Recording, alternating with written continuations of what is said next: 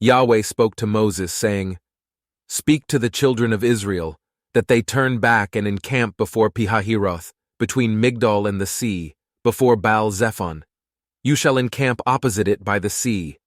Pharaoh will say of the children of Israel, they are entangled in the land, the wilderness has shut them in. I will harden Pharaoh's heart, and he will follow after them, and I will get honor over Pharaoh, and over all his armies, and the Egyptians shall know that I am Yahweh." They did so. The king of Egypt was told that the people had fled, and the heart of Pharaoh and of his servants was changed towards the people, and they said, "What is this we have done, that we have let Israel go from serving us?" He prepared his chariot, and took his army with him. And he took 600 chosen chariots, and all the chariots of Egypt, and captains over all of them. Yahweh hardened the heart of Pharaoh king of Egypt, and he pursued the children of Israel. For the children of Israel went out with a high hand. The Egyptians pursued them. All the horses and chariots of Pharaoh, his horsemen and his army overtook them encamping by the sea, beside Pihahiroth, before Baal-zephon. When Pharaoh came near, the children of Israel lifted up their eyes, and behold, the Egyptians were marching after them, and they were very afraid. The children of Israel cried out to Yahweh. They said to Moses, "Because there were no graves in Egypt, have you taken us away to die in the wilderness? Why have you treated us this way, to bring us out of Egypt? Isn't this the word that we spoke to you in Egypt, saying, 'Leave us alone that we may serve the Egyptians'? For it would have been better for us to serve the Egyptians than to die in the wilderness." Moses said to the people, "Don't be afraid. Stand still and see the salvation of Yahweh, which he will work for you today. For the Egyptians whom you have seen today, you shall never see them again. Yahweh will fight for you, and you shall be still." Yahweh said to Moses, "Why do you cry to me? Speak to the children of Israel that they go forward. Lift up your rod, and stretch out your hand over the sea and divide it. And the children of Israel shall go into the middle of the sea on dry ground. Behold, I myself will harden the hearts of the Egyptians, and they shall go in after them.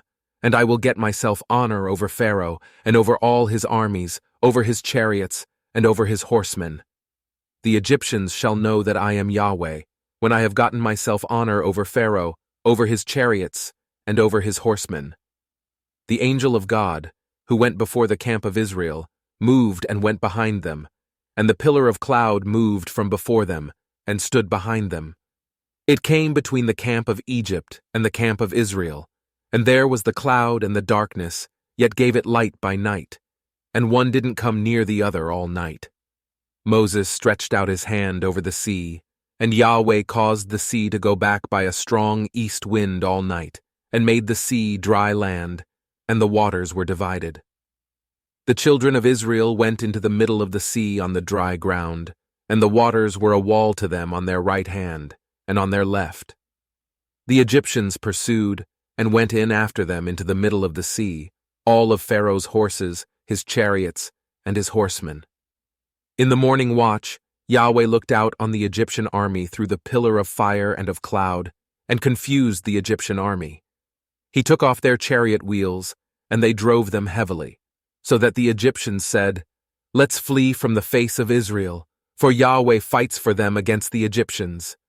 Yahweh said to Moses, "Stretch out your hand over the sea, that the waters may come again on the Egyptians, on their chariots, and on their horsemen." Moses stretched out his hand over the sea, and the sea returned to its strength when the morning appeared, and the Egyptians fled against it. Yahweh overthrew the Egyptians in the middle of the sea. The waters returned, and covered the chariots and the horsemen, even all Pharaoh's army that went in after them into the sea. There remained not so much as one of them. But the children of Israel walked on dry land in the middle of the sea, and the waters were a wall to them on their right hand and on their left. Thus Yahweh saved Israel that day out of the hand of the Egyptians, and Israel saw the Egyptians dead on the seashore. Israel saw the great work which Yahweh did to the Egyptians, and the people feared Yahweh, and they believed in Yahweh and in his servant Moses,